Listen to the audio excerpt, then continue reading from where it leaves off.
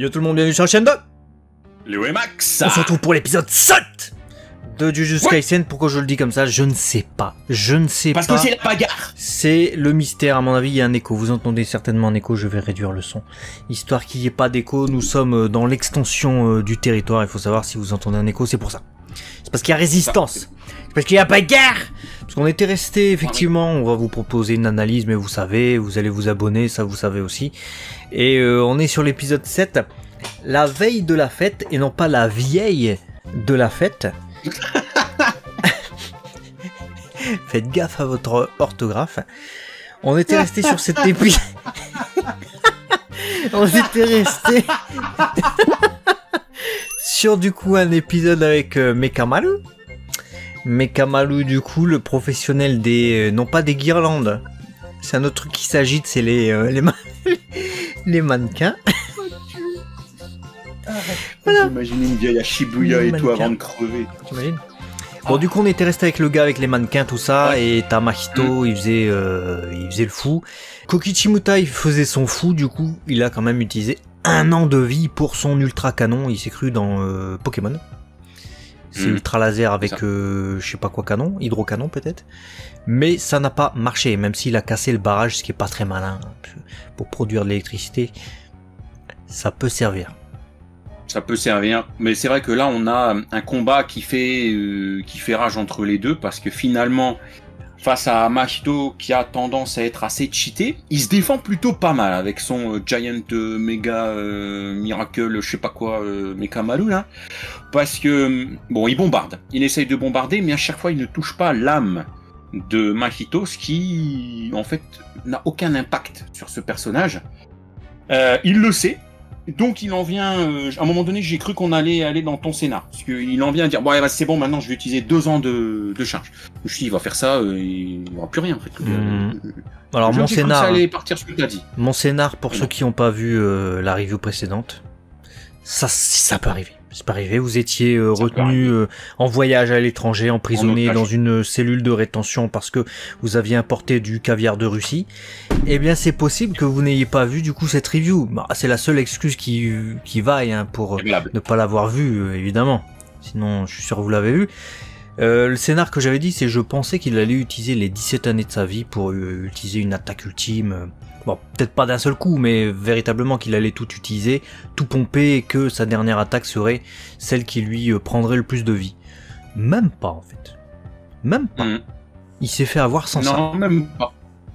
Il s'est fait avoir sans ça, même si bon, l'utilisation de ces 2 ans de charge ont permis quand même de balancer une des 4 capsules qu'il possédait, qu'il a réussi à implanter du coup dans l'épaule de Mahito, qui lui déchire totalement et lui anéantit son bras et qui touche un fragment hein, du coup de son âme.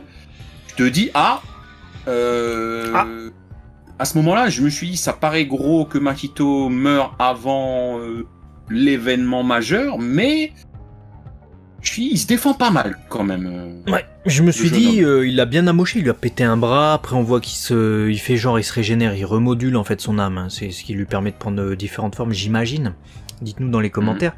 On voit qu'il pécou les câbles de Mekamaru, je me suis dit, oula, il est mal, parce qu'en début d'épisode, je me suis dit, attends, ces câbles, ils font 100 km de long, hein. J'ai jamais vu des câbles comme ça, moi. Je sais pas comment il s'est équipé. Le gars, sachant qu'il pouvait pas bouger de sa baignoire. Comment il a fait en fait? Bon, il a envoyé ses marionnettes, une centaine de marionnettes pour peut-être construire un truc, je sais pas, on s'en sait rien. Ouais, c'est ouf, c'est ouf. Bon, en tout cas, grosse installation, on voit un EDF, prenez-en de la graine, hein, parce que quand il y a des coupures de courant dans le quartier, écoutez, si vous aviez appelé Mekamaru, ça ne serait pas arrivé.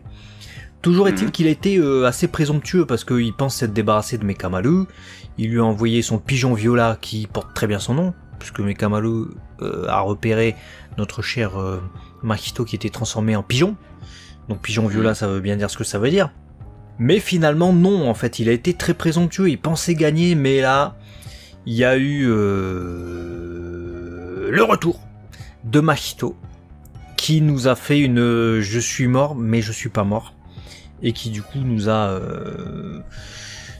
pris au piège notre cher Kokichimuta. Quel était le début de cette phrase? Je sais pas. À toi. Je te passe la patate chaude parce que ouais, merci. Non, mais oui, c'est vrai que voilà, Mahito revient et finalement, on se dit bon, bah, je vois pas comment il va s'en sortir et c'est ce qui se passe parce que très rapidement, Mahito l'enferme dans une extension de territoire. Là, on se dit bon, il est mort. On voit même du coup son robot géant s'éteindre et tout. Tu te dis ok, bon, il n'en reste rien. Mais ça va, Muta, il est à l'intérieur et lui n'est pas trop touché. Et il se dit, faut que je tente le tout pour le tout avec l'une des dernières capsules que j'ai. Et il a créé, ou bah, ça c'est assez complexe. Est-ce qu'il l'a lancé avant ou est-ce qu'il l'a lancé en même temps ou après? Il lance un territoire simple. Et le territoire simple, on a dû regarder parce que c'est simple et complexe en même temps. C'est une façon de se défendre justement de l'extension de territoire, pour ne pas être impacté. C'est un moyen de défense. Sauf que je trouvais ça logique, si jamais, juste avant de te prendre une extension de territoire dans la tête et d'être enfermé dans l'univers, en gros, de la personne qui exécute ça sur toi, de te lancer un territoire simple, en gros, t'es dans ta bulle, et tu te fais absorber dans la grande bulle du gars qui fait une extension de territoire, mais comme t'étais dans ton territoire simple au préalable, bah tu lui dis non, ça n'a pas marché, bon, sauf si le gars avait une puissance de frappe bien plus supérieure à la tienne. Sauf que là, en fait, il est apparemment absorbé dans l'extension de territoire, et après, il pense à Miwa, et il exécute son territoire simple. Donc, ça veut dire que tu peux être enfermé dans une extension de territoire, et lancer ton territoire simple après, et ça marche. Sauf dans le cas où il y a une sortie de territoire. Ouais, si t'as ton passeport. Si t'as ton passeport, ça marche. Ouais, je trouve ça flou en fait.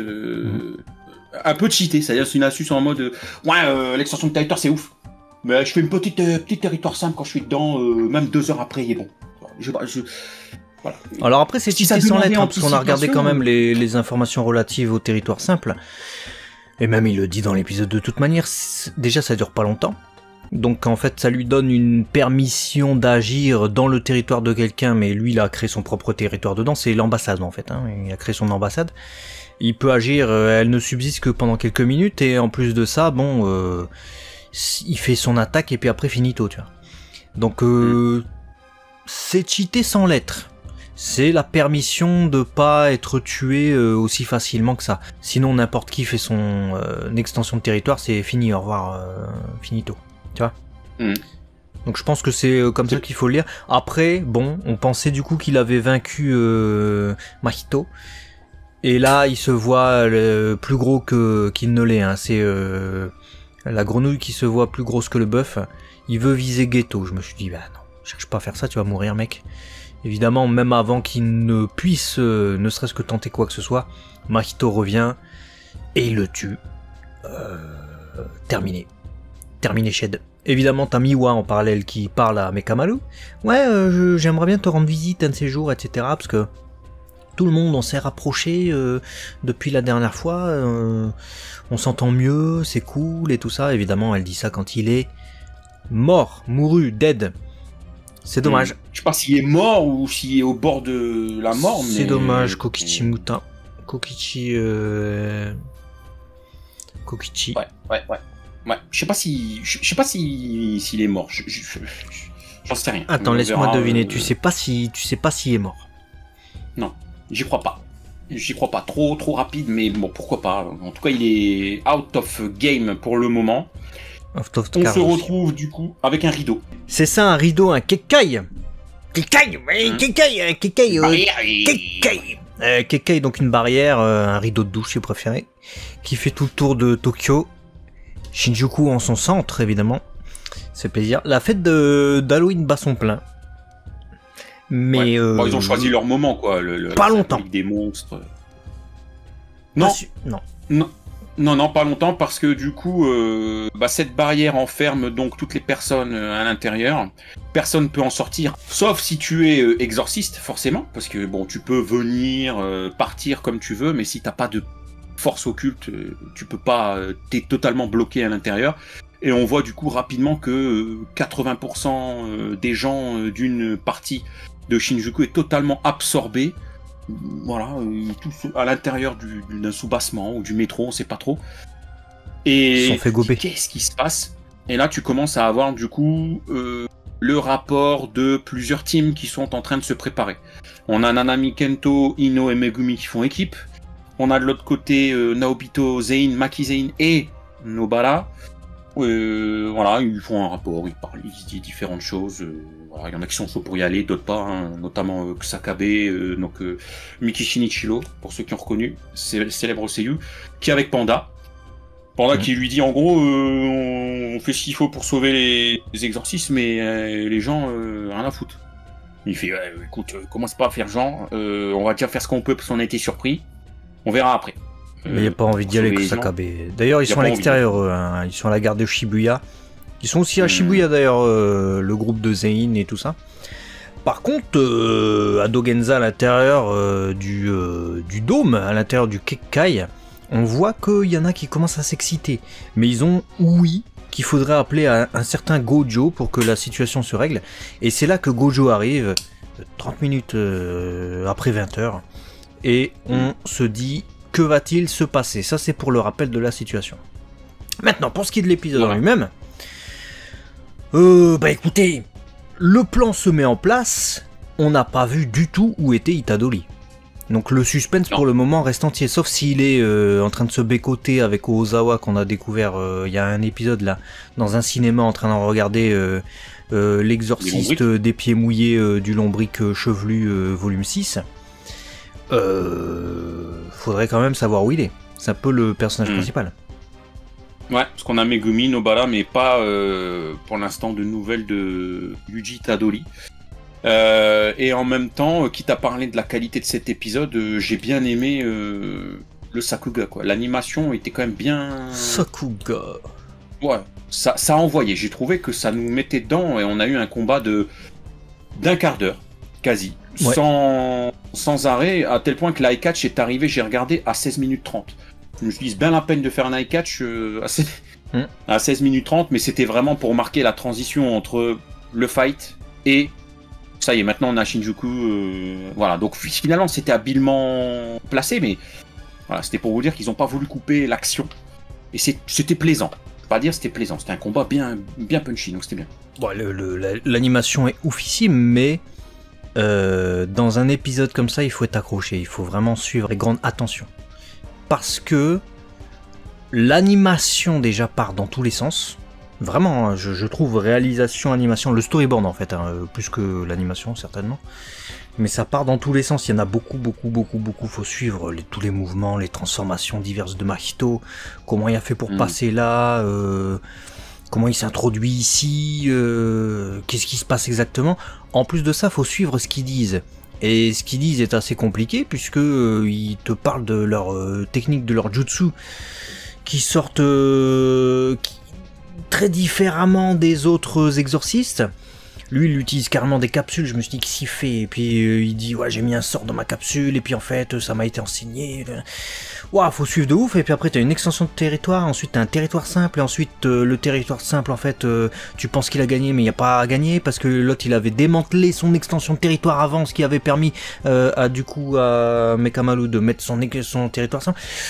Wow, comme toi. C'est un épisode pour pas pour les épileptiques. C'est un épisode vraiment très comme ça. Du coup, je l'ai pas plus apprécié que ça. Je le trouvais sympathique. En revanche, je reconnais évidemment la qualité intrinsèque à cet épisode de l'animation qui est absolument fantastique. Et je n'ose imaginer les mois de production qu'il y a dû avoir sur cet épisode. Parce que là où certains animés, tu peux avoir 3 semaines d'animation pour un animateur clé à bosser dessus. Là, je sais pas combien de temps ils ont mis, mais ça a dû être faramineux. Faramineux. Ça a dû être long. Ça a dû être très long. Moi, j'ai kiffé dans l'ensemble l'épisode. J'ai bien aimé justement ce côté dynamique, ce côté impactant. Donc, ça m'a pas sorti. C'est plus le côté expéditif des explications.